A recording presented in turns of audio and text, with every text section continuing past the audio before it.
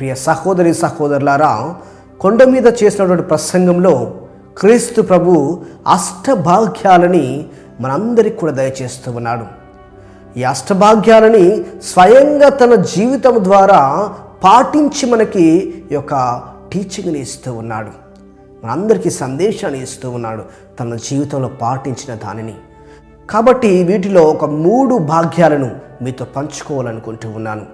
మొట్టమొదటి భాగ్యము, దీనాత్ములు ధన్యులు, దైవరాజ్యము వారిది. మరి క్రీస్తు ప్రభు ఈ లోకములో అతి దీనమైన స్థితిలో జన్మించాడు. అదేవిధముగా అతి దీనమైన స్థితిలో శిలువ పైన మరణిస్తూ ఉన్నాడు. మరి అతి దీనమైన స్థితిని తన జీవితంలో పాటించి చూపించాడు. మరి దైవరాజ్యము తనది. చివరకు ఆ దైవరాజ్యానికి తీసుకెళ్ళబడుతూ ఉన్నాడు మహిమతో. మరి శాంతి స్థాపకులు ధన్యులు, వారు దేవుని కుమారులను పిలువబడుదురు. స్వయంగా క్రీస్తు ప్రభు దేవుని కుమారుడు కాబట్టి ఈ లోకములో శాంతిని స్థాపించడానికి వచ్చాడు. శాంతి మార్గాన్ని ఎన్నుకున్నాడు.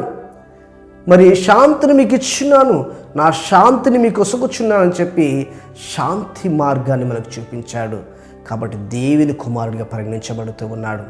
అదేవిధముగా నా నిమిత్తము ప్రజలు మిమ్మల్ని హింసించినప్పుడు, అవమానించినప్పుడు, నిందారోపణ గావించినప్పుడు మీరు ధన్యులు, ఎందుకనగా పరలోకములో మీకు ఒక మంచి బహుమానం చేకూరబడును.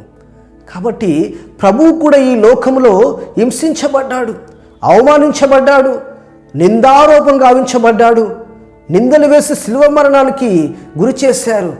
కాబట్టి పరలోకంలో తండ్రి యొక్క కుడి ప్రక్కన కూర్చుండే స్థానాన్ని బహుమానంగా పొందుకున్నాడు. ప్రియ సహోదరి సహోదరులారా, కాబట్టి ఈ అష్టభాగ్యాలన్నీ కూడా ప్రభువు తన జీవితంలో పాటించి మనకి నేర్పిస్తూ ఉన్నాడు. కాబట్టి క్రైస్తవులముగా, క్రీస్తును అనుసరించి నడిచే బిడ్డలముగా మనము కూడా ఈ అష్టభాగ్యాలను మన జీవితంలో పాటించే బిడ్డలుగా ఉండాలని చెప్పి ప్రత్యేకంగా ప్రార్థించుదాము. ఆమెన్.